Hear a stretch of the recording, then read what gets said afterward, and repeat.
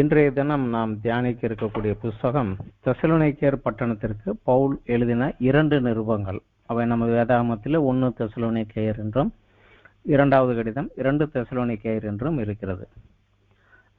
பவுல் எழுதிய இந்த 2 கடிதங்களுமே சுமார் 5 அல்லது 6 மாத இடைவெளிக்குள் அனுப்பப்பட்டது. சுமார் கிபி 51 எழுதப்பட்டவை. நமக்கு நன்றாக தெரியும், புதிய ஏற்பாட்டில் உள்ள புஸ்தகங்கள் எல்லாம் காலக்கிரமத்தின்படி அல்ல. அதனால கலாத்தியர், அதுக்கப்புறம் தெசலோனியர், இதுதான் புதிய ஏற்பாட்டில் முதலாக எழுதப்பட்ட புஸ்தகங்கள். அதற்கு பிற்காலத்துல தான் பிற நிருபங்களும் சுவிசேஷ புஸ்தகங்களும் எழுதப்பட்டவைகள். ஆனால் நமக்கு சுவிசேஷத்தை முதலிலே வைத்து நிருபங்களிலே பவுலினுடைய நிருபங்களை வைத்து அதில் பெரிய புஸ்தகத்தை முதலில் வைத்து சிறிய புஸ்தகத்தை பின்னாடி வைத்து அப்படியே ஆர்டர் வந்ததுனால முன்னாடி எழுதுனது பின்னாடி எழுதுனது முன்னாடியுமா மாறி போயிடுச்சு. தவிர இந்த புஸ்தகம் தான் கலாத்தியர் முதலாக எழுதப்பட்டது. அதற்கு பிற்பாடு சுமார் 48 கிறிஸ்துவுக்கு பிறகு 48, 49 கலாத்தியர், 51 இந்த தெசலோனிக்கேயர். இதுல இருந்துதான் புதிய ஏற்பாட்டை ஆரம்பமாகி வந்தது. இவை பின்னாடி வேத புஸ்தகத்தில் நமக்கு இணைக்கப்பட்டு கொண்டு வந்தது. இந்த தெசலோனிக்கா பட்டணம் சென்ற வாரத்துக்கு முந்தினோட நம்ம பிலிப்பி சபையை குறித்து படித்தோம். அந்த பிலிப்பி பட்டணத்திலிருந்து ஒரு 100 மைல் தொலைவில் மேற்கே அமைந்துள்ள ஒரு பட்டணம். பவுலினுடைய காலத்தில் இது ஒரு துறைமுக பட்டணமாக இருந்தது. இப்பொழுது இல்லை. எபேசுவை போலவே பூமி அதிர்ச்சியெல்லாம் நிலநடுக்கத்தினாலுமே அந்த மண்ணெல்லாம் உள்ளே சேர்ந்ததுனால கடல் இப்போ இந்த பட்டணத்தை காட்டிலும் கொஞ்சம் தூரமா போயிடுச்சு. இப்போ அது துறைமுகமாக அல்ல. தவிர அந்த காலத்துல இது ரோமிலிருந்து வரக்கூடிய ஹைவேயிலே தெசலோனிக்கேயா அடுத்தது பிலிப்பி, அதற்கப்புறம் அடுத்த அந்த ஹைவேல இந்த 2 பட்டணமா இருந்தது. அதனால இந்த பட்டணம் ஒரு முக்கியமான ஹைவேல இருந்தது.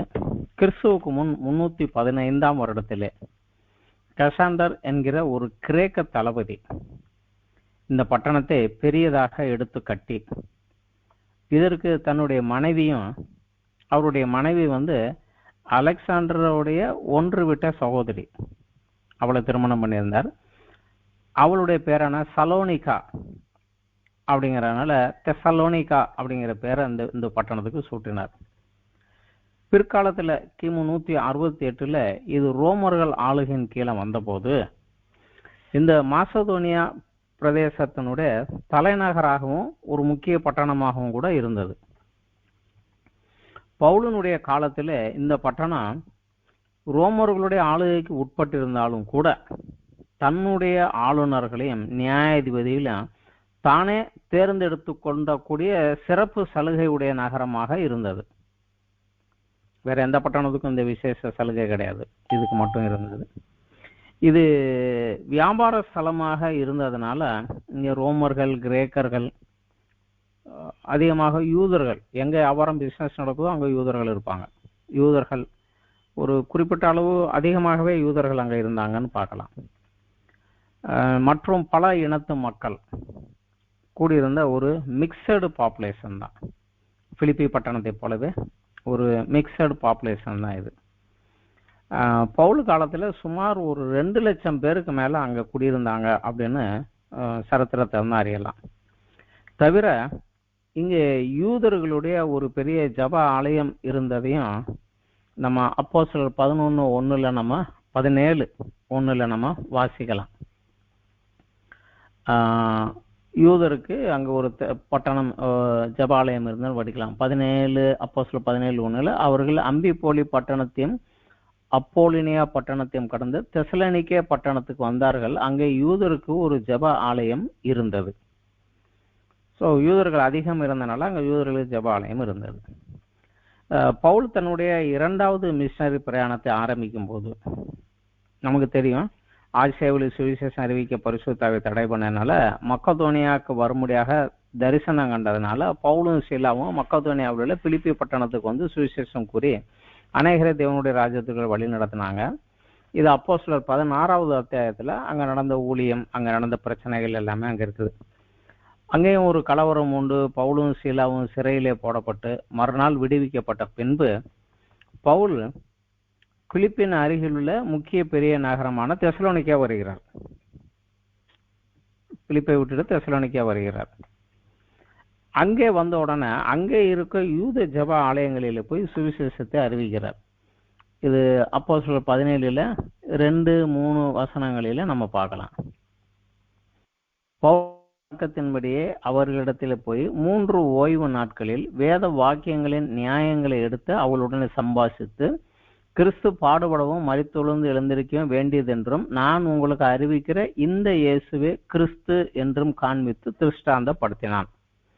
ஸோ யூத ஜபாலயத்தில் போய் அவர் போய் எப்பவுமே எருசலேமிலிருந்து சில யூதர்கள் ரபிகள் வருகிற போது ஜபாலயங்களில் அவங்களுக்கு மெசேஜ் கொடுக்க முடியாது, செய்தி கொடுக்க முடியாது, அழைப்பு கொடுப்பாங்க. அந்த அழைப்பை வைத்துக்கொண்டு ஒரு 3 வாரம் போய் வேதத்திலிருந்து நியாயப்பிரமாணத்தில் தீர்க்க தரிசனங்களில் இருந்து இயேசுதான் யூதர்கள் அனைவரும் எதிர்பார்த்த அந்த மேசியாவாகிய கிறிஸ்து அப்படின்னு கூறி சுவிசேஷத்தை பிரசங்கிக்கிறார்.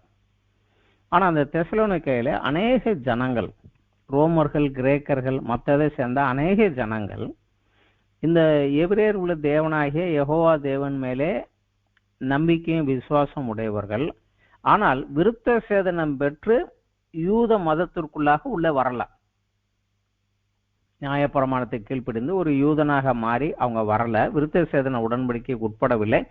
ஆனால் ஓய்வு நாளிலே வந்து தேவனை குறித்தும் தேவனுடைய காரியங்களை குறித்தும் அவர்கள் சொல்வதை கேட்பதற்காக வருவாங்க.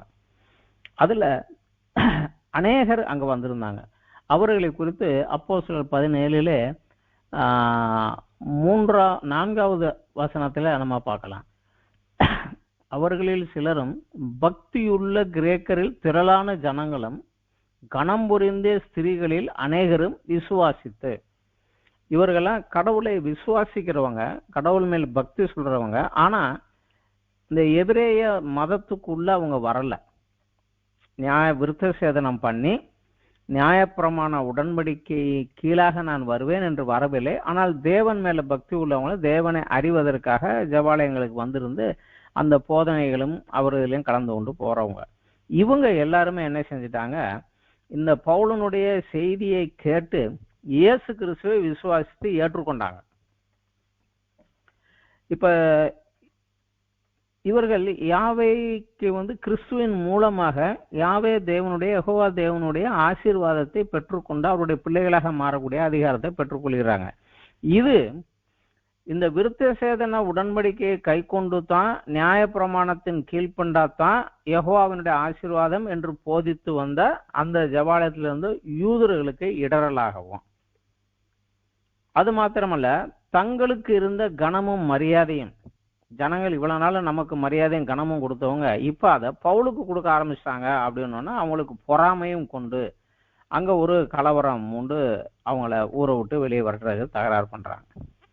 இந்த கலவரம் உண்டானதுனால பவுலும் சீலாவும் அந்த தெசலோனிக்கா பட்டணத்தை விட்டு, அதனால சுமார் 1 மாதத்து காலம் மட்டும்தான் பவுல் அங்கே இருந்தார் என்று நம்ம அறியலாம். என்ற வேதத்துல வந்து 3 ஓய்வு நாட்கள் அவர் பிரசங்கித்தாருன்னு தான் வருது. 4வது ஓய்வு நாள் ஜபாலயத்துக்குள்ள ஒரு விடலை, பிரச்சனைகள் உண்டாயிருச்சு. அந்த குறுகிய காலம்தான் அங்க இருந்தாங்க. கலவரம் உண்டதுனால அவங்க பவுலும் சீலாவும் அங்கே இருந்து பெரேயா பட்டணத்துக்கு வர்றாங்க. பெரேயா பட்டணத்துக்கு வந்து அங்கேயும் உள்ள ஜபாலயத்துக்கு சென்று அங்கு தேவனுடைய சுவிசேஷத்தை அவங்க அறிவிக்கிறாங்க. அங்கும் அநேகர் தேவனுக்கு பயந்த அநேக புறஜாதியர்கள் இந்த வசனத்தை ஏற்று இயேசு கிறிஸ்துவை ஏற்றுக்கொண்டாங்க. யூதர்களிலும் அங்கே இருந்த யூதர்களிலும் அநேகர் இவர் சொன்னது சரிதானா என்று வேத வாக்கியத்தை ஆராய்ந்து பார்த்து இயேசு கிறிஸ்துவை ஏற்றுக்கொண்டார்கள்.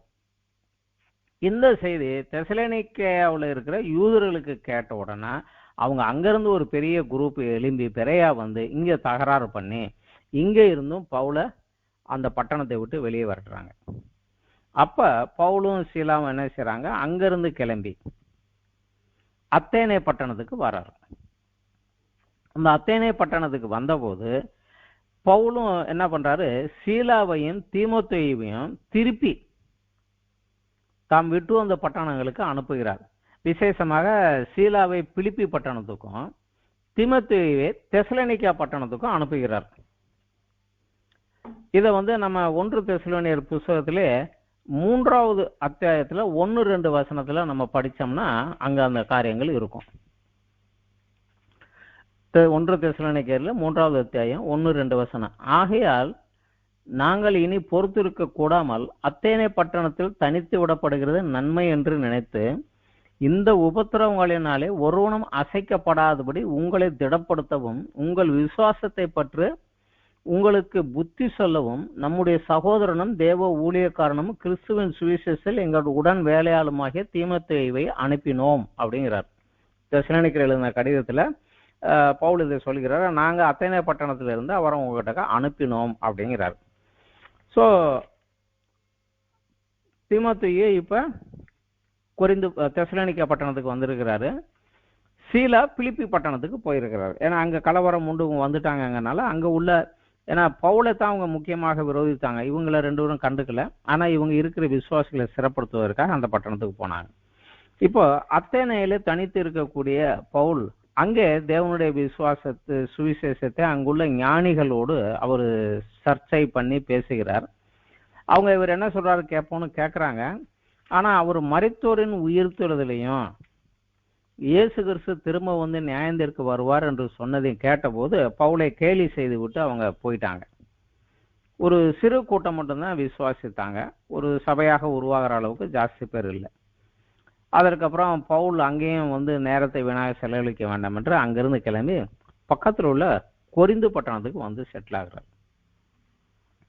அப்போது ரோமில இருந்து வந்த ஆக்கில்லா பிரிஸ்கில்லா, ஏன்னா அப்போ ரோமில இருந்த சீசர் ரோமில ஒரு கலவரம் உண்டதுனால யூதர்கள் எல்லாரும் ரோமாபுரியை விட்டு வெளியே போங்கன்னு ஒரு ஆர்டர் போட்டான். அதுல அங்குள்ள யூதர்கள் எல்லாம் வெளியேறி வந்தாங்க. அதுல ஆக்கில்லாவும் பிரிஸ்கில்லாவும் அங்கிருந்து ரோம்ல இருந்து கிளம்பி கொரிந்து பட்டணத்துக்கு வராங்க. அவர்களை பவுல் சந்திக்கிறார். அவங்களும் கூடார தொழில் செய்கிறவங்க, பவுலும் கூடார தொழில் செய்கிறார். எனவே அவங்களோடு சேர்ந்து கூடார தொழில் செய்து கொண்டே சுவிசேஷ ஊழியம் செய்து கொண்டு இருக்கிறார். பிழைப்புக்காக கூடார தொழிலும் எஞ்சிய நேரத்திலே ஊழியமும் செய்து கொண்டு இருக்கிறார். இந்த காலகட்டத்துல தான் சீலாவும் தீமோத்தேயுவும் திரும்பி பவுலை சந்திக்கிறாங்க. இது அப்போஸ்தலர் 18வது அத்தியாயம் 5வது அத்தியாயத்துல பார்த்தோம்னா நமக்கு அதுல தெளிவாக இருக்கும். அவங்க சந்திக்கிறாங்க. அவங்க சந்திக்கிற போது அந்த பட்டணத்துடைய நிலைமையை குறித்து, விசேஷமாக சீலா பிலிப்பிலிருந்து வருகிற போது அங்கே இருந்து ஒரு பொருள் உதவியோடு, அவங்க தான் இவருடைய மெயினான ஊழியத்தினுடைய பார்ட்னர், நம்ம ஏற்கனவே பார்த்தோம், ஒரு பொருள் உதவியும் கொடுத்து அனுப்புறாங்க. அதனால இப்ப பவுல் இனிமே கூடார வேலை செஞ்சுதான் சாப்பிடுங்கிற அவசியம் கிடையாது. அதனால அவர் முழு நேரமாக ஊழியத்துக்குள்ள இறங்குறார். இதே நேரத்துல தீமோத்தேயுவின் மூலமாக தெசலோனிக்கா பட்டணத்தில் உள்ள தற்போதைய நிலைமையை குறித்து விவரத்தை அவர் அறிந்து கொண்டார். இத 1 தெசலோனிக்கர் 3வது அத்தியாயத்துல 5-6 நம்ம படிக்கலாம். ஆகையால் நான் இனி பொறுத்திருக்க கூடாமல் எங்கள் வேலை வீணாய் போகத்தக்கதாக சோதனைக்காரன் உங்களை சோதனைக்கு உட்படுத்தினது உண்டோவென்று உங்கள் விசுவாசத்தை அறியும்படி அவனை அனுப்பினேன். அதாவது தீமோத்தேயுவை உங்ககிட்ட அனுப்பினேன். இப்பொழுது தீமோத்தேயும் உங்களிடத்திலிருந்து எங்களிடத்திற்கு உங்கள் விசுவாசத்தையும் அன்பையும் குறித்தும் நீங்கள் எப்போதும் எங்களை பட்சமாக நினைத்து கொண்டு நாங்கள் உங்களை காண வாஞ்சியா இருக்கிறது போல நீங்களே எங்களை காண வாஞ்சியா இருக்கிறது குறித்து எங்களுக்கு நற்செய்தி சொன்னார் அப்படிங்கிறார். ஆனா இவர் அதோட தான் விட்டுறாரு. ஆனா தீமோத்தேயு அப்பொழுது அந்த சபையில் உள்ள சில காரியங்களை, அந்த சபையினுடைய நிலைமைகள் என்ன, நிலவரங்கள் என்ன, அங்க என்ன பிரச்சனைகள் ஆகிக்கிட்டு இருக்கு, அங்க என்ன ப்ராப்ளம் ஆகிட்டு இருக்கு அப்படிங்கிறது குறித்து விளக்கமாக சொல்லுகிறார். அதை கேட்ட உடனே பவுல் திரும்பவும் இங்கிருந்து தெசலோனிக்கா போக முடியாததுனால ஒரு கடிதம் எழுதி தெசலோனிக்கா பட்டணத்தில் இருக்கிறவங்களுக்கு ஒரு கடிதத்தை எழுதி அதுல அனுப்புகிறார். அந்த கடிதம் தான் 1 தெசலோனிக்கேயர். அந்த கடிதத்துல தெசலோனிக்கே சபையினுடைய விசுவாசத்தின் கிரியையையும் அவர்களுடைய அன்பின் பிரயாசத்தையும் நம்பிக்கையின் பொறுமையும் பாராட்டுகிறார். இந்த 3மே கிறிஸ்தவத்துல முக்கியம். விசுவாசம் மாத்திரம் பத்தாது, விசுவாசத்திற்கு ஏற்ற கிரியை வேணும், அன்பினாலே முயற்சி செய்கிற பிரயாசம் வேணும், நம்பிக்கையிலே பொறுமையாக இருக்க வேண்டும். இந்த மூன்றும் ஆதி காலத்திலிருந்து சபைகளிலே போதிக்கப்பட்டு வந்தது. இந்த மூன்றையும் குறித்து அவர்களை பாராட்டி, அதே சமயம் தீமோத்தேயுவின் மூலமாக சில காரியங்களை அறிகிறார். பவுலை குறித்து அங்கே இருந்து யூதர்கள் சில பொய்யான வதந்திகளையும் பொய்களையும் பொய்யான குற்றச்சாட்டுகளையும் ஜனங்களுக்குள்ளே பரப்பினார்கள். இந்த பொய்யான வதந்திகளுக்கு மறுப்பு தெரிவிக்கிறார். தவிர தெசலோனிக்கே சபை விசுவாசத்திலே அன்பிலே ஸ்திரமாக இருக்கிறது, ஆனால் நம்பிக்கையிலே கொஞ்சம் பலவீனமாக இருக்கிறார்கள். நம்பிக்கை தான் ஆத்மாவினுடைய நங்கூரம் என்று சொல்லுவாங்க. அது இல்லைன்னா விசுவாசமும் அன்பும் சரியாக கிரியை செய்ய முடியாது. எனவே அந்த நம்பிக்கையில் பலவீனமாக இருந்தவர்களை ஸ்திரப்படுத்தும்படி அதற்குரிய சத்தியத்தையும் அந்த நம்பிக்கையின் அடிப்படையிலே பரிசுத்தத்தில் வளர வேண்டிய ஆலோசனைகளையும் கூறி எழுதுகிறார். இதுதான் அந்த 1 தெசலோனிக்கேயர் புஸ்தகத்தில் உள்ளது. இந்த 1 தெசலோனிக்கேயர் புஸ்தகத்தை 3 பிரிவாக பிரிக்கலாம். ஃபர்ஸ்ட் பார்ட் சாப்டர் 1 தெசலோனிக்கே விசுவாசிகளை பாராட்டி எழுதுகிறார். அவர்களை பாராட்டி சில காரியங்களை குறிப்பாக எழுதுகிறார். விசேஷமான காரியங்களை அதில் எழுதுகிறார். செகண்ட் பார்ட் சாப்டர் 2, 3 அதுல பவுலை குறித்து யூதர்கள் பரப்பின பொய்யான குற்றச்சாட்டு வதந்திகளுக்கு மறுப்பு தெரிவித்து தெசலோனிக்கரை குறித்து தன்னுடைய பாரத்தையும் மகிழ்ச்சியையும் அவங்களுக்கு தெரியப்படுத்துகிறார். அவங்களை குறித்து சொன்ன குற்றத்திற்கு பதிலை குறிக்கிறார். ஒரு சாப்டர் பூரா, 2வது சாப்டர் பூரா, 3வது சாப்டர்ல அவர்களை குறித்த தன்னுடைய பாரத்தையும் மகிழ்ச்சியையும் தெரிவிக்கிறார். 3வது பார்ட் சாப்டர் 4, 5 பரிசுத்தத்தில் வளர அவர்களுக்கு ஆலோசனையும் நம்பிக்கை ஸ்திரப்படுவதற்கான சத்தியத்தையும் எழுதுகிறார். இந்த காரியங்கள் தான் 4, 5 இந்த 3வது பகுதியில் இருக்குது. நம்பிக்கை என்பது என்னவென்றால் கிறிஸ்தவத்தினுடைய நம்பிக்கை இயேசு கிறிஸ்துவினுடைய 2ஆம் வருகை தான்.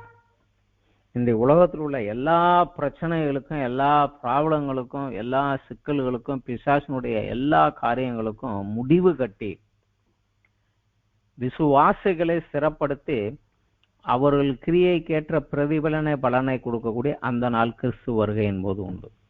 ஸோ அந்த கிறிஸ்து வருவார், நான் அவரோடு போவேன் என்கிறது தான் நம்முடைய கிறிஸ்தவத்தின் ஆணிவேர், மிக முக்கியமான நம்பிக்கை. இதை குறித்த சத்தியத்தை அவர் எழுதுகிறார். இதுல 1வது பகுதியில நம்ம பார்த்தா, ஃபர்ஸ்ட் சாப்டர்ல நம்ம என்ன எழுதுறாருன்னு பார்த்தா 10 வசனம் தான். ஆனா அந்த 10 வசனத்துக்குள்ள 4 திரித்துவத்தை குறித்து எழுதுகிறார். 10 வசனம் தான், ஆனா 3, 3, 3ன்னு 4, 3 திரித்துவம், 3 திரித்துவத்தை, 4 திரித்துவத்தை குறித்து எழுதுகிறார். விசேஷத்துக்கு நம்ம பார்க்கலாம். வசனம் 2ல பார்த்தா, தேவனுக்கு பிரியமான சகோதரரே, உங்கள் விசுவாசத்தின் கிரியையும் உங்கள் அன்பின் பிரயாசத்தையும் நம்முடைய கர்த்தராகிய இயேசு கிறிஸ்துவின் மேலுள்ள உங்கள் நம்பிக்கையின் பொறுமையையும். ஸோ விசுவாசம், அன்பு, நம்பிக்கை, இந்த 3ஐயும் குறித்து அங்க எழுதுகிறார். அடுத்தபடியாக 5வது வசனம் வந்தா அங்கு ஒரு 3 காரியங்கள் எழுதுகிறார். எங்கள் சுவிசேஷம் உங்களிடத்திலே வசனத்தோட மாத்திரமல்ல, வல்லமையோடும் பரிசுத்த ஆவியோடும் முழு நிச்சயத்தோடும் வந்தது. நாங்களும் உங்களுக்குள் இருந்தபோது உங்கள் நிமித்தம் எப்படிப்பட்டவர்களாக இருந்தோம் என்று அறிந்திருக்கிறீர்களே. ஸோ சுவிசேஷத்தை வெறும் வார்த்தையா மட்டும் சொல்லல, நாங்க எப்படி நடந்தோம், என்ன செஞ்சோங்கிறத நீங்க பார்த்தீங்க. என்னுடைய வார்த்தை, எங்களுடைய நடக்கை, அது மாத்திரம் கிடையாது, அது வல்லமையோடும், தேவ வல்லமையோடும் பரிசுத்த ஆவியோடும் வந்தது அப்படிங்கிறார். இன்றைக்கு சுவிசேஷம் முழுமையாக பலன் கொடுக்க வேண்டும் என்றால் சுவிசேஷத்தை சொல்லுகிறவனுடைய நடக்கை, அவனுக்கு பின்னாடி தேவன் அதை உறுதிப்படுத்துகிற வல்லமையின் கிரியை, இந்த 3 காரியங்களும் நாங்க செஞ்ச போது வந்ததேங்கிறார். இந்த 3 காரியங்களும் எழுதுகிறார். வசனம் 6லிருந்து 8க்குள்ள இன்னொரு காரியத்தை சொல்லுகிறார். நீங்கள் மிகுந்த உபத்திரவத்திலே பரிசுத்த ஆவியின் சந்தோஷத்தோட திருவசனத்தை ஏற்றுக்கொண்டு எங்களையும் கர்த்தரையும் பின்பற்றுகிறவர்களாகி. இவ்விதமாக மக்கதோனியா அகாயாவுள்ள விசுவாசிகளும் மாதிரியானீர்கள். எப்படியெனில் உங்களிடத்திலிருந்து கர்த்தருடைய வசனம் மக்கதோனியா அகாயாவில் திணித்ததுலாம் ஆனால் அதை குறித்து ஒன்றும் சொல்ல வேண்டியதாதபடி தேவனை பற்றிய உங்கள் விசுவாசம் எங்கும் பிரசித்தம் ஆயிற்று. இதிலே 3 திரித்துவத்தை எழுதுகிறார். பரிசுத்த ஆவி, கர்த்தராகிய இயேசு கிறிஸ்து, தேவனை பற்றிய விசுவாசம். இந்த 3 காரியங்களும் உங்களுக்குள்ள வளர்ந்தது அப்படின்னு எழுதுகிறார். இந்த 3 காரியங்களும் எழுதுகிறார். கடைசியாக வசனம் 9:10 அவர்களை குறித்து சாட்சி சொல்லுகிற போது அவர்களுக்குள்ள 3 காரியங்களை எழுதுகிறார். ஏனென்றால் அவர்கள் தாமே எங்களை குறித்து உங்களிடத்தில் நாங்கள் அடைந்த பிரவேசம் இன்னதென்றையும் ஜீவனுள்ள மெய்யான தேவனுக்கு ஊழியம் செய்வதற்கு நீங்கள் விக்கிரகங்களை விட்டு தேவனிடத்துக்கு மனம் திரும்பினதையும் அவர் மரித்தோரிலிருந்து எழுப்பினருமே இனி கோப ஆக்கினை நின்று நம்மை நீங்களாக்கி ரட்சிக்கிறவருமாயிருக்கிற அவருடைய குமாரனாகிய இயேசு பரலோகத்திலிருந்து வருவதை நீங்கள் எதிர்பார்த்து கொண்டிருக்கிறதையும் அறிவிக்கிறார்கள். 3 காரியத்தை சொல்லுகிறார்கள். நீங்கள் விக்கிரகத்தை விட்டு மனம் திரும்பினீங்க, திரும்பி அப்படியே உள்ள ஜீவனுள்ள மெய்யான தேவனுக்கு சேவை செய்ய ஊழியம் செய்கிறீங்க. அதோட மாத்திரமல்ல அவருடைய குமாரனாகிய இயேசு பரலோகத்திலிருந்து வருவதை எதிர்நோக்கி இருக்கிறீர்கள். 3 காரியங்கள். மனம் திரும்பி தேவனுக்கு ஊழியம் செய்து இயேசு கிறிஸ்து வருவதை எதிர்பார்த்து, இந்த ஒரு 3 காரியங்கள் விசேஷமா இதுல இந்த 10 வசனத்துக்குள்ளதான். ஆனா 4 திரித்துவங்களை குறித்து இது பவுலினுடைய அந்த காரியத்தை அந்த காலத்துல அவர் சொன்ன சத்தியத்தினுடைய காரியங்களை அதிகமாக நம்ம வழங்கலாம். அதுக்கப்புறம் 2வது சாப்டர்ல அதிகம் என்னன்னா தீமோத்தேயின் மூலமாக இவரை குறித்து அங்கே உள்ள யூதர்கள் என்ன பொய்யான குற்றச்சாட்டு சொன்னாங்க அப்படிங்கறதெல்லாம் தெரிந்து கொண்டு அதற்கு பதில் அளிக்கும் விதமாக இவர் எழுதுகிறார். இது பிசாசினுடைய தந்திரங்களில் மிக முக்கியமானது ஒன்று. இன்றைக்கும் தீவிரமாக அநேக இடங்களிலே இந்த தந்திரம் செயல்படுகிறது. ஒருவனுடைய ஊழியம் பலன் கொடுக்காமல் போக அந்த ஊழியனை பற்றி பொய்யான தகவல்களை பரப்புவது அதை கேட்கிறவனுடைய மனதிலே சந்தேகம் எழும்பும் போது அவனிடத்திலே அந்த ஊழியக்காரனுடைய அறிவித்த அந்த சத்தியத்தின் மேலுள்ள விசுவாசமும் பலவீனப்பட அவன் முழுமையான ரட்சிப்பை சுதந்திரிக்க முடியாமல் முழுமையான பரிசுத்தில் ஆண்டவருக்குள் வளர முடியாமல் போகிறது. ஊழியத்தை கெடுக்கணும்னா அந்த ஊழியக்காரனை பத்தி பொய் சொல்றது, பொய்யான தகவல்களை சொல்றது, அதை கேட்கிறவன் மனசுல அந்த பொய்யான தகவல்கள் உள்ள இருக்கிற போது அந்த ஊழியன் சொன்ன வார்த்தைகள் அவங்களுக்குள்ள பலன் கொள்ள முடியாது. இந்த ஒரு காரியம் பிசாசுடைய தந்திரங்களில் ஒன்று. இது அங்க நிறைய நடந்தது. இதுல அவன் சொன்ன குற்றங்களுக்கு ஒரு பதில் சொல்லுகிறார். முதலாவது அவங்க சொன்ன ஒரு குற்றம், பவுல் ஒரு பயந்தாங்கொல்லி, பிரச்சனை வந்தோன்னு ஓடி போயிடுவான் அப்படின்னாங்க. அதுக்கு அவர் என்ன சொல்லுகிறாரு, வசனம் 2வது அத்தியாயம் 2வது வசனத்தை சொல்றாரு, உங்களுக்கு தெரிந்திருக்கிறபடி முன்னே பிலிப்பி பட்டணத்தில் நாங்கள் பாடுபட்டு நிந்தையை அடைந்திருந்தோம். வெகு போராட்டத்தோட தேவனுடைய சுவிசேஷத்தை உங்களுக்கு சொல்லும்படி நம்முடைய தேவனுக்குள் தைரியம் கொண்டிருந்தோம். பிலிப்பியில எங்களை அடித்தாங்க, ஜெயிலில் போட்டாங்க, எல்லாம் சரிதான்ப்பா. ஆனா விடுதலை ஆனவனா அடுத்த பட்டணத்தை வந்து சுவிசேஷம் சொன்னோமே, நானா பயந்தாங்கொல்லி, பிரச்சனை ஒன்றும் ஓடியா போயிட்டேன், நான் அடுத்த ஊர்ல வந்து என் வேலையை செஞ்சதானே செஞ்சேன், நானா பயந்தாங்கொல்லி அப்படிங்கிறார். அதுக்கு மறுப்பு தெரிவிக்கிறார். அதே போல வசனம் 3 பார்த்தோம்னா அவரை குறித்து அவங்க சொன்ன குற்றச்சாட்டு, எங்கள் போதகம் வஞ்சகத்தினாலும் துராசையினாலும் உண்டாயிருக்கவில்லை அப்படிங்கிற, இது அவரை குறித்து அவங்க சொன்ன குற்றம். அதே போல 5வது வசனத்தை சொல்றாங்க, உங்களுக்கு தெரிந்திருக்கிறபடி நாங்கள் ஒரு காலம் இச்சகமான வசனங்களை சொல்லவும் இல்லை, பொருள் ஆசை உள்ளவர்களாக மாயம் பண்ணவும் இல்லை அப்படிங்கிறாரு. இந்த 4 குற்றச்சாட்டும் வச்சிருந்தாங்க. அவன் வஞ்சகன், ஏமாத்துறவன், பொருளாசைக்காரன், துராசைக்காரன், ஏமாத்துறவன், பொருளாசைக்காரன் அப்படின்னு சொல்லி குற்றங்கள் வச்சிருந்தாங்க. ஸோ இதுக்கு வந்து பவுல் வந்து எழுதுறாரு, அந்த குற்றச்சாட்டுக்கு பதில் சொல்றாரு. நான் ஏமாத்துறவன்னு சொன்னீங்கப்பா, சரி. வசனம் 9 சொல்றாரு, என் கையால வேலை செய்து நான் இலவசமாக ஊழியம் செய்தேன், நானா உங்களை ஏமாத்தினேன் அப்படிங்கிறார். எங்க சொந்த கையால நாங்கள் வேலை செய்து நாங்கள் இலவசமாக சுவிசேஷ ஊழியத்தை செய்தோம். நாங்கள் இச்சகமான வசனங்களை சொல்லவும் இல்லை, பொருளாசை உள்ளவர்களாக மாயம் பண்ணவும் இல்லை அப்படிங்கிறார். நாங்களே செஞ்சோம் அப்படிங்கிறார். அதுலேயே வந்து என்ன சொல்லுகிறார் அவரு, நான் உங்களை ஏமாத்தல, உங்களை வஞ்சிக்கல அப்படிங்கிறார். அடுத்தது 11-12 வசனத்தில் சொல்கிறார் அவர். மேலும் தம்முடைய ராஜ்யத்திற்கு மகிமைக்கு உங்கள் அழைத்த தேவனுக்கு நீங்கள் பாத்திரராய் நடக்க வேண்டும் என்று தகப்பன் தன் பிள்ளைகளுக்கு சொல்லுகிறது போல நாங்கள் உங்களில் ஒவ்வொருவனுக்கும் புத்தியும் தேறுதலும் எச்சரிப்பும் சொன்னதை அறிந்திருக்கிறீர்களே. நாங்க உங்களை இச்சித்து உங்களுக்கு பிரியமான மொழி பேசி உங்களை ஏமாத்துறோம்னு சொன்னானே, நாங்க அப்படியே நடந்தோம். அப்பா எப்படி ஒரு பிள்ளையை கண்டித்து திருத்துகிறாரோ அப்படியே நாங்கள் உங்களை கண்டித்து திருப்பவில்லையா? உங்களுக்கு புத்தி சொல்லவில்லையா? உங்களை எச்சரிக்கவில்லையா? உங்களை தேறுதல் பண்ணவில்லையா? தாயை போல பாசமா நடந்தோம், தகப்பனை போல உங்ககிட்ட கண்டிப்பாக உங்களை திருத்தினோம் அல்லவா அப்படின்னு எழுதுறாரு. எல்லாம் சொல்லிட்டு கடைசி சொல்றாரு, இந்த யூதர்கள் எப்பவுமே சுவிசேஷத்துக்கு விரோதிகள். அவங்க ஆதியிலையும் விரோதிகள் தான், இப்பவுமே விரோதிகள் தான். புறஜாதியார் ஆண்டவருக்குள்ள வருவதற்கு எப்பவுமே அவங்க தடையாகத்தான் இருக்கிறாங்க. அதனால அவனுக எப்படி நடந்தானுங்கன்னு தெரியும், அதை கேட்டுட்டு நீ இதை பண்ணாத என்று அவரை குறித்த பொய்யான குற்றச்சாட்டுகளுக்கு மறுப்பு சொல்லிவிட்டு இவரை சொல்லி குற்றஞ்சாட்டினவங்க யாரு? அவங்க சுவிசேஷத்தின் விரோதிகள் அப்படிங்கிறத தெளிவாக அடுத்த 15-16 வசனங்கள்ல எழுதுறாரு. அந்த யூதர்கள் கர்த்தராகிய இயேசுவையும் தங்கள் தீர்க்கதரிசிகளையும் கொலை செய்தவர்களும் எங்களை துன்பப்படுத்தினவர்களும் தேவனுக்கு ஏற்காதவர்களும் மனுஷர் யாவருக்கும் விரோதிகளுமாயிருந்து புறஜாதியார் ரட்சிக்கப்படுவதற்கு நாங்கள் அவர்களோடு பேசாதபடி தடை பண்ணுகிறார்கள். இவ்விதமாய் எக்காலத்திலும் தங்கள் பாவங்களை நிறைவாக்குகிறார்கள். அவர்கள் மேல் கோபாக்கினை பூரணமாக வந்திருக்கிறது. அவங்க என்னை பத்தி சொன்னாங்க, நான் அவங்கள பத்தி சொல்றேன்னு சொல்லி அவங்கள பத்தி எழுதுறாரு. அடுத்தபடியாக 3வது சாப்டர்ல, இது பார்ட் 2லயே 3வது சாப்டர்ல இந்த தெசலோனிக்கேயருடைய பாராட்டுகிறார்கள். பாராட்டிட்டு நாங்க கஷ்டம் பாடுவோம்னு தெரிஞ்சோம், அதனால தீமோத்தேயுவை உங்கள்கிட்ட அனுப்பணும், அவனும் உங்களை எங்களை பத்தி சொன்னாவன், அதனால நாங்கள் ஆறுதல் அடைந்திருக்கிறோம். நீங்கள் கர்த்தருக்குள் நிலைத்திருந்தால் நாங்களும் பிழைத்திருப்போம். ஏன்னா நான் செஞ்ச வேலை பிரயோஜனமாகி வளர்ந்து வந்தா தானே பிரயோஜனம். நீங்க நிலைச்சு நின்னீங்கன்னா தான் நான் செஞ்ச வேலை சரி அப்படின்னு நாங்க பண்ணிக்குவோம் அப்படின்னு சொல்லிட்டு இப்ப அவங்கள பாராட்டி எழுதுறாரு. அவர்களை குறித்து தனக்கு அவங்க மேல இருந்த மகிழ்ச்சியை வெளிப்படுத்துகிறார். வெளிப்படுத்திட்டு அந்த 11-13 வசனத்துக்குள்ள கடைசியாக பரிசுத்தத்திலும் அன்பிலும் அவர்கள் இன்னும் அதிகம் வளர வேண்டும் என்று அவர்களுக்கு தேவனிடத்தில் அவர்கள் குறித்து ஜெபம் பண்ணுகிறார்.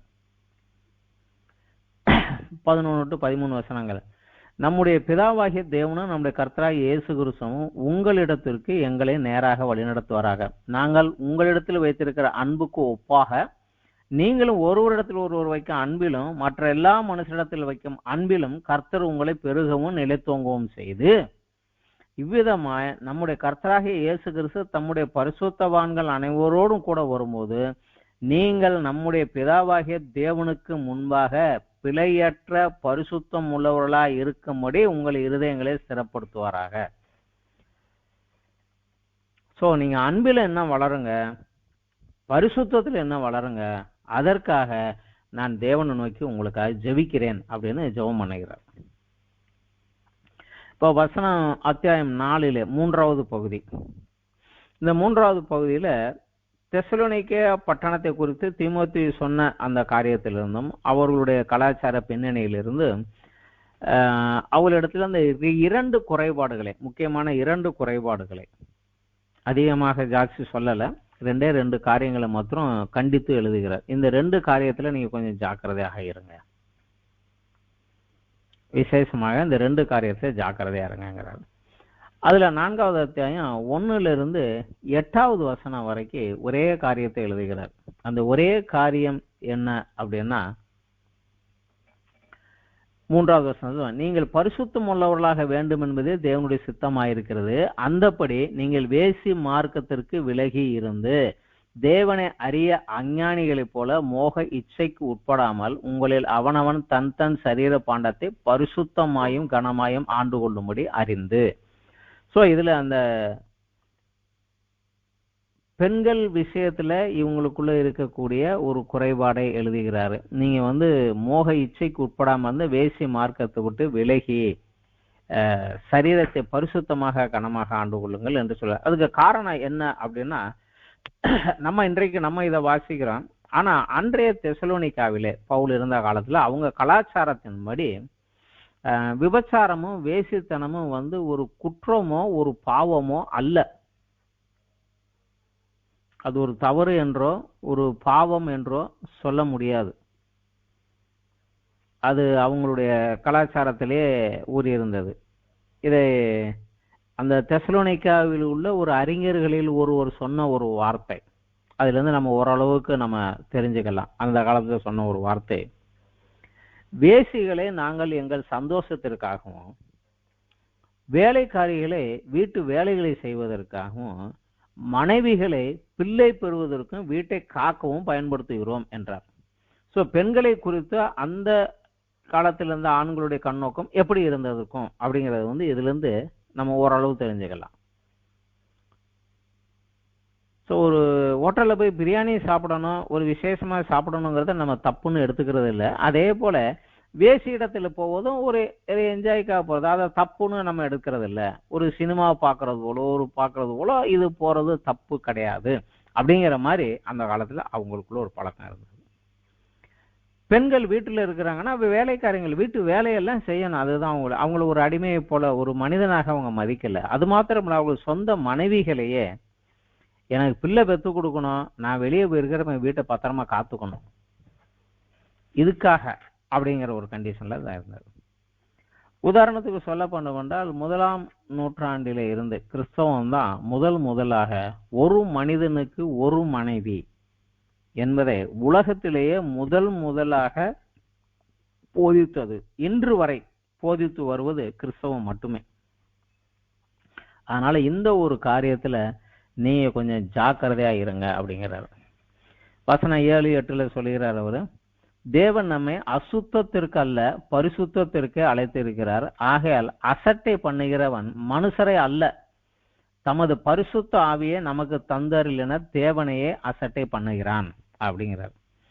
ஸோ அந்த பெண்கள் விஷயத்துல நீங்க கொஞ்சம் விலகி ஒரு கணவன் மனைவி உறவை நீங்க சரியான விஷயத்துக்குள்ள கொண்டு வாங்கிறார். அடுத்ததாக 9வது வசனத்துல இருந்து 12வது வசனம் வரைக்கும் அவர் செய்கிற காரியம் என்னன்னா, அதுல நிறைய பேரு வேலை செய்யாம பிறர் உழைப்பிலே சாப்பிட்டுக்கிட்டு பொழுதுபோக்கிக்கிட்டு இருந்தாங்க. அதனால ஆண்டவரனை ஏத்துக்கிட்டேன்னா நீ அடுத்தவன் சாப்பாட்டுல உட்காந்துக்கிட்டு உழைக்காம சாப்பிடக்கூடாது, பிறர் உழைப்பிலே சாப்பிடாம சொந்த கையால வேலை செய்யணும் அப்படிங்கிறத வந்து சொல்லிடுறார். மிக முக்கியமான ஒரு காரியம் இதுல உண்டு. இயேசு கிறிஸ்துவை ஏத்துக்கிட்டாங்க. இயேசு கிறிஸ்து வருவார், திரும்பி வருவார். எப்போ வருவாரு? அவங்க எதிர்பார்த்தது அடுத்த மாசம் வந்துருவாரு, இல்ல அடுத்த வாரம் வந்துருவாரு, இல்ல இந்த ஒரு 4 மாசத்துக்குள்ள 3 மாசத்துக்குள்ள வந்துருவாரு அப்படிங்கிற மாதிரி எதிர்பார்த்தாங்க. ஏன்றால் அவர் பரலோகத்துக்கு போய் 10 நாளைக்குள்ள பரிசுத்தாவியை அனுப்பினார். பரிசுத்தாவி வந்து விட்டாரு, நாங்க ஆண்டவரை ஏத்துக்கிட்டோம், பரிசுத்தாவை பெற்றுக்கொண்டோம். இப்ப சீக்கிரத்துக்குள்ள அவர் வந்து எங்களை கொண்டுட்டு போயிடுவாரு அப்படிங்கிற ஒரு நினைப்புல இருந்ததுனால இயேசு கிறிஸ்து சீக்கிரம் வந்துருவாரு, நம்ம மேல போயிடுவோம். அதனால இந்த வேலை வெட்டியில நேரத்தெல்லாம் போக்குறத விட்டுட்டு சும்மா உட்காந்து ஜெபம் பண்றதுலயும், யார் வீட்டுல ஜெபம் நடக்குதோ அங்க போய் ஜெபத்துல கலந்து கொள்ளுதும். ஏன்னா ஜெபம் முடிஞ்சோன்னே சாப்பாடு இருக்கும். அதே போல எங்க பிரேயர் நடக்குதோ, எவன் வீட்டுல நடக்குதோ அவன் வீட்டுல பிரேயர்ல கலந்துக்கிறோம், அங்க போய் உட்காந்து சாப்பிட்றதுக்காகவும். இப்படி வேலை செய்யாம சுத்துற ஒரு கூட்டம் அங்க ஆரம்பமாயிருச்சு. ஸோ அதை வந்து அவரு கண்டித்து எழுதுகிறார். 9ல இருந்து 12 வசனம் வரைக்கும் நாங்கள் எழுதுகிறோம்.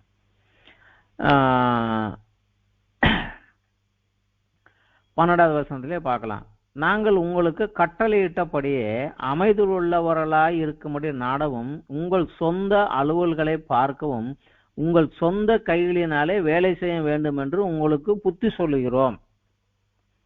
நான் உங்கள்கிட்ட இருக்கிற போதே இதெல்லாம் தப்பு, இதெல்லாம் செய்யாதீங்க, இப்படி பண்ணுங்கன்னு சொன்னேன். நிறைய பேர் வேலை வெட்டி செய்யாம சும்மா இருக்கிறீங்க, அவங்களெல்லாம் உழைச்சு வேலை செய்யடான்னு நான் உங்கள்கிட்ட இருக்கிற போதே சொன்னேன் பார்த்தியா, நீ அதை செய்யுங்க அப்படின்னு கண்டித்து எழுதுகிறார். அதற்கப்புறம் அவரு 13வது வசனத்திலிருந்து 4வது அத்தியாயம் 13லிருந்து 18 வரைக்கும் அவர்களுடைய நம்பிக்கையை ஸ்திரப்படுத்துவதற்காக இயேசு கிறிஸ்துவின் 2ஆம் வருகையை குறித்த விவரத்தை எழுதுகிறார். இப்ப அந்த காலத்துல என்ன ஆகி போச்சுன்னா, இயேசு கிறிஸ்துவை சொந்த இரட்சகராக ஏற்றுக்கொண்ட சிலர் இந்த பவுல் தெசலோனிக்கை விட்டு இங்க வந்துட்டு இந்த திரும்பி போற அந்த இடைப்பட்ட காலத்துக்குள்ள சிலர் மரித்து போனார்கள். அந்த யூதர்கள், ரோமர்கள், கிரேக்கர்களுடைய தத்துவத்தின்படி ஒரு மனிதன் உயிரோடு இருக்கும் வரைக்கே அவனுக்கு நம்பிக்கை உண்டு. அவன் மரித்து விட்டால் there is no hope, நம்பிக்கை கிடையாது. அவன் செத் பண்ணானா அவ்வளவுதான், முடிஞ்சது, சாப்டர் க்ளோஸ். அதுக்கப்புறம் அவன் யாரு, எங்க, என்ன, ஏது, அதெல்லாம் ஒண்ணுமே கிடையாது. ஸோ மரணத்துக்கு அப்பால் உள்ள ஒன்றை குறித்து அவர்களுக்கு எந்த விதமான ஒரு நம்பிக்கையோ இதுவும் கிடையாது. அதனால அவங்களுக்கு வருத்தம் என்னன்னா, இயேசு கிறிஸ்து வரும்போது இவர் போகணுமே, அதுக்குள்ள இவர் செத்து போயிட்டாரே, இவர் வரையில போக முடியாதே என்னக்கூடிய ஒரு வருத்தம் இருந்தது. அதனால ஒரு மனிதன் மரித்து போகிற போது அவன் மரித்து போன வீட்டுல உட்காந்து அழுவாங்க. இன்றைக்கு கூட கிறிஸ்தவர்கள் வீட்டுக்குள்ள ஒரு மரித்து போனார், அங்க போய் அழுகிறதுக்கு எந்த கிறிஸ்தவங்களுக்கும் அனுமதி கிடையாது. அதான் இங்கிருந்து அதான் சொல்லுகிறார் 13வது வசனத்துல. அன்றியும் சகோதரரே, நித்திரை அடைந்தவர்கள் நிமித்தம் நீங்கள் நம்பிக்கை அற்றவர்களான மற்றவர்களைப் போல துக்கித்து, புறஜாதியில ஆண்டவரை ஏத்துக்கொள்ளாதவன் செத்து போயிட்டான், அவன் எங்க போனான்னு தெரியாது, சொர்க்கம் போகணும்னு சொல்றோமே ஒழிய அவன் சொர்க்கம் போனானா நரகம் போனானான்னு தெரியாது. அதனால அவங்க துக்கித்து அழுகிறாங்க. அதே போல நீங்கள் அறிவில்லாதிருக்க எனக்கு மனசில்லை. அதனால கிறிஸ்துவை ஏற்றுக்கொண்டு மரித்தவர்களை குறித்து நீங்க கவலைப்படாதீங்க. ஏன்னா இயேசுவானவர் மரித்து பின்பு எழுந்திருத்தார் என்று விசுவாசிக்கிறோமே, அப்படியே இயேசுவுக்குள் நித்திரை அடைந்தவர்களையும் தேவன் அவரோட கொண்டு வருவார். இயேசு கிறிஸ்து வருகிற போது ஏற்கனவே மரித்து போனாங்கல்ல, அவங்களையும் அவரோட கூட கூட்டிட்டு வருவார். அவங்க முடிச்சு போனாங்கன்னு நினைக்காதீங்க, அவரோட வருவாரு அப்படின்னு சொல்லிட்டு தான் கர்த்தருடைய வார்த்தையை முன்னிட்டு நாங்கள் உங்களுக்கு சொல்லுகிறதாவது, கர்த்தருடைய வருகை மட்டும் உயிரோடு இருக்கிற நாமும் கர்த்தருடைய நித்திரை அடைந்தவர்களுக்கு முந்திக் கொள்வதில்லை. ஏன்னா மரித்தவர்கள் கிறிஸ்துவுக்குள் முதலாவது எந்திரிப்பாங்க, பின்பு உயிரோடு இருக்க நாமும் கர்த்தரோடு எதிர்கொண்டு போக மேகங்கள் மேல அவர்களோடு எடுத்துக்கொள்ளப்பட்டு இவ்விதமாய் எப்பொழுதும் கர்த்தரோடு இருப்போம் அப்படிங்கிறாங்க. அவர் கொண்டுட்டு வருவாரு, நம்மளும் போய் அவங்களோட போய், ஏன்னா பெரிய கூட்டம், அவ்வளவு பெரிய கூட்டம் நிக்கிறதுக்கு இடம் கிடையாது, அதனால ஆகாயத்துலதான் மீட்டிங் போடுவோம், அங்கதான் உட்காந்துருப்போம் அப்படிங்கிறார். அதனால இதையெல்லாம் சொல்லி விட்டுட்டு அவங்களுக்கு சில எச்சரிப்புகளையும் சொல்லுகிறார். 5வது அத்தியாயத்துல 1-4 வசனங்கள் வரைக்கும் இதெல்லாம் எப்ப நடக்கும், இந்த காலங்களை குறித்து நான் உங்களுக்கு எழுத வேணாம். இரவிலே திருடன் வருகிற விதமாய் கர்த்தருடைய நாள் வரும் என்று நீங்கள் அறிந்திருக்கிறீர்கள். ஆனா அது யாருக்கு, அது யாருக்கு? 4வது வசனத்தை சொல்லுகிறாரு, சகோதரரே, அந்த நாள் திருடனை போல உங்களை பிடித்து கொள்ளத்தக்கதாக நீங்கள் அந்தகாரத்தில் இருக்கிறவர்கள் அல்லவே. அதாவது இயேசு கிறிஸ்துவை விசுவாசிக்காதவர்களுக்கும் விசுவாசத்திற்கேற்ற கிரியை செய்யாமல் வெறும் பேர் கிறிஸ்தவன்னு சொல்லிக்கிட்டு அந்த விசுவாசத்திற்கேற்ற கிரியை இல்லாம ஆயத்தம் இல்லாமல் இருந்தானே, அவனுக்கு தான் இரவிலே திருடன் வருகிற விதமாக அவன் இதை எதிர்பார்த்தே இருக்க மாட்டான். அவன் நினப்பு புறம் உலக பிரகாரமா இருக்கும், எப்ப வந்தாருன்னு தெரியாது. ஆனா நீங்க அப்படி இல்லையே அப்படிங்கிறார். அதனால 6 எழுதுகிறாரு, ஆகையால் மற்றவர்கள் தூங்குகிறது போல நாம் தூங்காமல் விழித்து கொண்டு தெளிந்தவர்களாக இருக்க கடவும். தூங்குகிறவன் ராத்திரியில தூங்குவான், வெறி கொள்ளுறவன் ராத்திரியில வெறி கொள்ளுவான். பகலுக்குரியவர்களாக நாமோ தெளிந்தவர்களாக இருந்து விசுவாசம், அன்பு என்னும் மார்க்கவசத்தையும் ரட்சிப்பின் நம்பிக்கை என்கிற தலைச்சேராவையும் கொண்டு இருப்போம். நம்ம பகலுக்குரியவங்க விசுவாசத்தின் கிரியையும் அன்பின் கிரியையும் என் நம்பிக்கையில் உறுதியாக நம்ம போய்கிட்டு இருந்தா தேவன் நம்மை கோபாக்கினைக்கென்று நியமிக்காமல் நம்முடைய கர்த்தராகிய இயேசு கிறிஸ்து மூலம் ரட்சிப்படைவதற்காக நியமித்திருக்கிறார். அதனால நீ விழித்து கொண்டு காரியம் செய்கிறவனா இருந்தாலும், நித்திரை அடைந்தவர்களா இருந்தாலும், நீ மரித்தே போயிருந்தவனா இருந்தாலும் கூட நம்முடனு கூட ஏகமாக பிழைக்கும்படி அவர் நமக்காக மரித்தாரே, நம்மளை அவர் கொண்டு வருவாரே அப்படி. சோ ஒரு கிறிஸ்துவுக்குரிய கிரியையில் அந்த காரியத்துல இருக்கிறவனுக்கு இயேசு கிறிஸ்துவனுடைய வருகை ஒரு ஆனந்தமும் சந்தோஷமும் எதிர்பார்ப்புள்ள ஒரு காரியமாகத்தான் இருக்கும். கண்டிப்பா அவர் வருவதற்கு முன்னாடி நமக்கு தெரிஞ்சிடும், இந்த வந்துட்டாரு, இந்த வந்துட போறாருங்கிறது தெரியும். அதுக்குரிய சிக்னல் எல்லாம் அவர் கொடுப்பார். அதனால இரவிக்குரியவர்களை போல நீங்க அடையாதீங்க, நல்லா நடங்க அப்படிங்கிறது. அதை சொல்லி விட்டுட்டு கடைசியாக இன்னும் ஒரு சில ஆலோசனை சொல்லுகிறாரு. ஒழுங்கில்லாதவரை புத்தி சொல்லுங்க, திடனற்றவை தேற்றுங்கள், பழமையினர் தாங்கள், எல்லா இடத்துலையும் சந்தோஷமா இருங்க, ஒருவன் செய்யும் தீமைக்கு பதில் செய்யாதீங்க, எப்போ நன்மை செய்யுங்கள், சந்தோஷமா இருங்கள், இடைவிடாமல் ஜெபம் பண்ணுங்கள், எல்லாவற்றிலும் ஸ்தோத்திரம் செய்யுங்கள், ஆவியை அவித்து போடாதீர்கள், பரிசுத்த ஆவியை பெற்றீர்களே இதை அவித்து போடாதீர்கள், அது உங்களுக்குள்ள அக்கினி மூண்டு எழுமத்தக்கதாக அது எதையை செய்யுங்க, தீர்க்க தரிசனங்களை அற்பமா எண்ணாதிருங்கள். அத்தோடு ஒரு ஆலோசனை சொல்றாரு, எல்லாவற்றையும் சோதித்து பார்த்து நலமானதை பிடித்துக் கொள்ளுங்கள். தீர்க்க தரிசனம் ஒண்ணு சொன்னாருன்னா உடனே அவர் சொன்னார் நம்பாத, அதை டெஸ்ட் பண்ணி பாரு, அதுல நலமானதை பிடித்துக்கொள், பொல்லாங்கை தோன்றுகிறத விட்டு விலகு அப்படின்னு சொல்லிட்டு கடைசியாக அந்த ஜபையாருக்காக ஒரு ஜெபம் பண்ணுகிறார். 23-24 சமாதானத்தின் தேவன் தாமே உங்களை முற்றிலும் பரிசுத்தமாக்குவாராக அப்படின்னு சொல்லி அவங்களுக்காக ஒரு ஜெபம் பண்ணிட்டு இதை சபையில எல்லாத்தையும் வாசிக்க சொல்லி எழுதி அனுப்புகிறார். ஒரு வாழ்த்து சொல்ல. இது 1 தெசலோனிக்கேயர் புத்தகத்துல உள்ளது. ஆனா இந்த கடிதத்தை ஒருவர் கொண்டு தெசலோனிக்கே சபையில கொண்டு கொடுத்துட்டு அவங்க இதெல்லாம் வாசித்து விட்டு அவர் அங்கே இருந்து திரும்ப பவுலுக்கிட்ட வர்றபோது இப்ப சபையுடைய நிலவரம் என்ன அப்படிங்கிறாரு. நான் சொன்னது அது கொடுத்துட்டேன், இதெல்லாம் படிச்சுட்டாங்க, ஆனாலும் இப்ப அந்த சபை எப்படி இருக்கிறது? ஏன்னா அங்க இருந்து ஆண்டவரை ஏற்றுக்கொண்டவர்களாக சிலராக எழுந்து நின்றது. தீமோத்தேயு சில காலங்களில் சத்தியத்தை சொல்லி அவங்களை சிறப்படுத்தி விட்டு தீமோத்தேயும் வந்தாச்சு. இப்ப தானாக விசுவாசிகளை சேர்ந்து வளர்றாங்க. ஸோ அவங்களுக்குள்ள குழப்பம் பிரச்சனைகள் என்ன அப்படிங்கிறார். அதை கேட்ட உடனே பவுல் திரும்பவும் ஒரு கடிதம் எழுதி அனுப்புகிறார். இந்த கடிதத்தை கொஞ்சம் கண்டிப்போடு எழுதுகிறார். இதுதான் 2 தெசலோனிக்கேயர். இந்த கடிதத்தை 3 பிரிவாக பிரிக்கலாம். முதல் பிரிவு 2 தெசலோனிக்கேயர் 1 அத்தியாயத்துல உபத்திரவத்தின் மத்தியிலும் அவர்கள் விசுவாசம் பெருகி இருப்பதினாலும், அவர்களுக்கும் உபத்திரம் வந்துருச்சு, யூதர்களாலும் சொந்த ஜனங்களினாலும் அவர்களுக்கு ஆண்டவரை ஏற்றுக்கொண்டார்களே என்று உபத்திரம் வந்தது. அந்த உபத்திரவங்களுக்கு மத்தியிலும் அவங்க விசுவாசம் பெருகி இருந்ததும் அவர்கள் அன்பின் நிமித்தம் செய்யக்கூடிய கிரியை வளர்ந்திருப்பதனால அன்பு அதிகரித்து கொண்டு போவதனால அவர்களை பாராட்டுகிறார். பாராட்டிட்டு உங்களுடைய இந்த பாடுகள் ஒன்றும் வீண் போனாகாது, இந்த பாடுகளுக்கு ஏற்ற பிரதிபலன் பரலோகத்தில் உங்களுக்கு இருக்கு அப்படின்னு சொல்லி அந்த ஆசீர்வாதத்தை பெற்றவர்களாக வாழுங்கள் என்று அவர்களே ஆசீர்வாதத்திற்காக ஜெபிக்கிறார். இது 1வது அத்தியாயம். அப்புறம் 2வது அத்தியாயம் தான் கொஞ்சம் முக்கியமான அத்தியாயம். ஏன்னா இந்த இடைப்பட்ட காலத்துக்குள்ளே பவுலுக்கிட்ட இருந்து வந்த மாதிரி ஒரு லெட்டரு, இயேசு கிறிஸ்து வந்துட்டாரு, இந்த நாளைக்கு வந்துடுவார், இன்னைக்கு வந்துடுவாரு அப்படிங்கிற மாதிரியோ, இல்ல வந்துட்டாரு அப்படிங்கிற மாதிரியோ ஒரு ஃபோர்ஜரி லெட்டர் ஒண்ணு அது சபைக்குள்ள எல்லாத்துக்குள்ளேயும் வந்துட்டாரா, வருவாரா, இல்ல வரலையா, அப்ப நான் கைவிடப்பட்டு போயிட்டேனோ,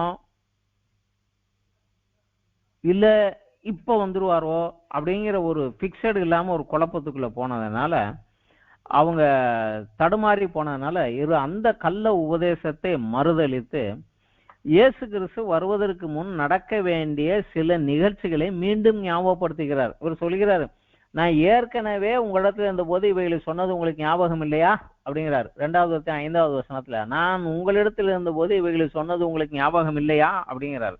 ஏற்கனவே சொன்ன என்ன மறந்துட்டீங்களா? நான் திருப்பி ஞாபகப்படுத்துறேன். இயேசு கிறிஸ்து வர்றதுக்கு முன்னாடி என்னென்ன காரியம் நடக்க வேண்டும்? என்ன நடக்க வேண்டும்? விசுவாச துரோகம் முந்தி நேரிட்டு கேட்டின் மகனாகிய பாவ மனுஷன், அதாவது அந்தி கிறிஸ்து விரோதி வெளிப்பட்டால் ஒழிய அந்த நாள் வராது. அவன் வெளிப்படுற வரைக்கும் அவர் வரமாட்டாரு, அவன் வெளிப்பட்டதுக்கு அப்புறம் தான் வருவாரு அப்படிங்கிறத அவர் எழுதுறார். அதனால இன்னும் அவன் வெளிப்படவில்லை. ஆனாலும் அந்த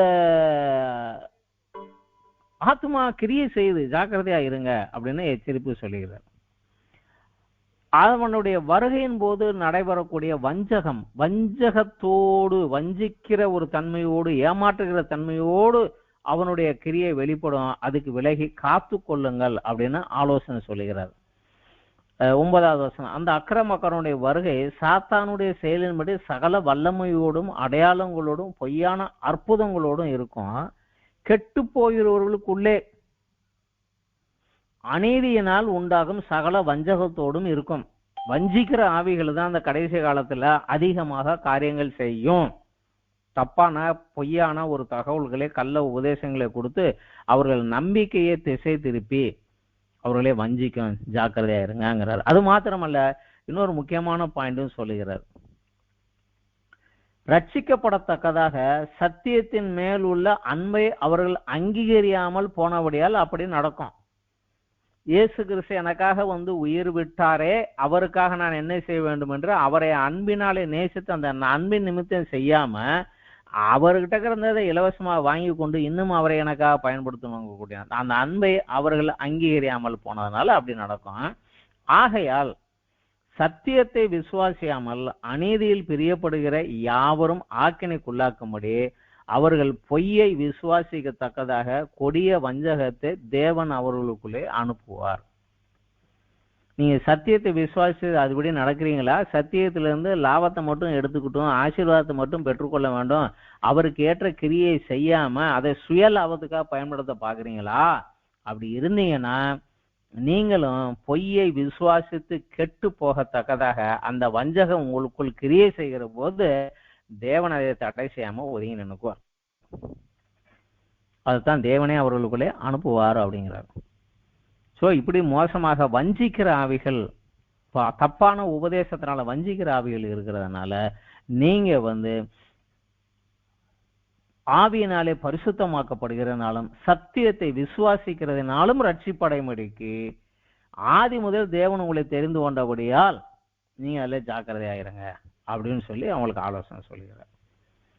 திருப்பி 3வது அத்தியாயத்துல 1 to 5 வரைக்கும் கடைசியா நான் உங்களுக்கு கட்டளை என்னென்ன சொன்னோம், எப்படி எப்படி நடக்கணும்னு சொன்னோமோ அதையெல்லாம் செய்து கொண்டு முன்னேறி வாங்க, உண்மையுள்ளவராக சிறப்படுத்தி வாங்க, தேவன் உங்களை காத்துக்கொள்வார் என்று சொல்லுகிறார். அப்புறம் 3வது அத்தியாயத்துல 6 to 15 வரைக்கும் முக்கியமானது இதுதான். ஏன்னா இன்னமும் வேலை செய்யாம வெட்டியா சுத்திக்கிறவங்க நிறைய பேர் இருக்காங்க. வீட்டுக்கு போய் ஆண்டவர் சீக்கிரம் வந்துருவாரு, அதனால நான் வேலை செஞ்சு வெட்டியா நேரத்தை வீணாக்க வேண்டாம், நான் 4 இடத்துல போய் ஜோம் பண்ணுவேன், 4 பேர்ட்டு வசனத்தை சொல்லுவேன், அங்க போவேன் இங்க போவேன், எங்க பிரேயர் நடக்குதோ அங்க போவேன் இங்க போவேன், இப்படியே சொல்லி வேலை செய்யாமல் வெட்டியா ஓடுகிற கூட்டம் கொஞ்சம் பெருகி போச்சு. முதல் கடிதத்துல அதை கண்டித்து எழுதியிருந்தார். இப்ப பெண்களுடைய காரியத்தை எழுதல, அதுல கொஞ்சம் திருந்திட்டாங்கன்னு நினைக்கிறேன். ஆனா இந்த வெட்டியா சுத்துற கூட்டம் திரும்பல. அதனால கொஞ்சம் கண்டித்து அவர்கள் எழுதுறாரு. நானே உங்க கூட இருந்த போது இலவசமா சாப்பிடாம ராத்திரி மகளும் வேலை செஞ்சுதானே செஞ்சேன், நீ என்னை போல இருக்கணும் இல்லையா அப்படின்ட்டு கிறிஸ்தவத்தின் மிக முக்கியமான ஒரு சத்தியத்தை எங்க தெளிவு கண்டிப்பா எழுதுகிறார். ஒருவன் வேலை செய்ய மனது இல்லாது இருந்தால் அவன் சாப்பிடவும் கூடாது என்று நாங்கள் உங்களிடத்தில் இருந்தபோது உங்களுக்கு கட்டளையிட்டோமே, அது செய். உங்களில் சிலர் யாதொரு வேலையும் செய்யாமல் வீணு அலுவற்காரராய் ஒழுங்கற்று திரிகிறார் என்று கேள்விப்படுகிறோம். இப்படிப்பட்டவர்கள் அமைதியோடு வேலை செய்து தங்கள் சொந்த சாப்பாட்டை சாப்பிட வேண்டும் என்று நான் சொல்றேன் அப்படின்ட்டு, இந்த மாதிரி திரியிறவங்க கூட மற்றவன் சேராத, அவங்க கூட லிங்க் வச்சுக்காத, அவனை ஒதுக்கி விடு அப்படின்னு சொல்லி கண்டித்து எழுதுகிறார். இது தெசலோனியருக்கு எழுதிய 2வது கடிதம். இந்த கடிதத்தை எழுதும்போது கடைசியாக 3வது அத்தியாயம் 16 to 18 வரைக்கும் அவங்களுக்கு வாழ்த்துக்கள். சமாதானத்தின் கர்த்தர் தாமே எப்போதும் சகல விதத்திலும் உங்களுக்கு சமாதானத்தை தந்தருள்வாராக, கர்த்தர் உங்கள் அனைவரோடும் கூட இருப்பாராக அப்படின்னு சொல்லிட்டு கர்த்தராகிய இயேசு கிறிஸ்து கிருபை உங்களோடு இருப்பதாக என்று சொல்லி வாழ்த்தி எழுதி முடிக்கிறார். இது தெசலோனிக்கர் எழுதின 2வது கடிதம்.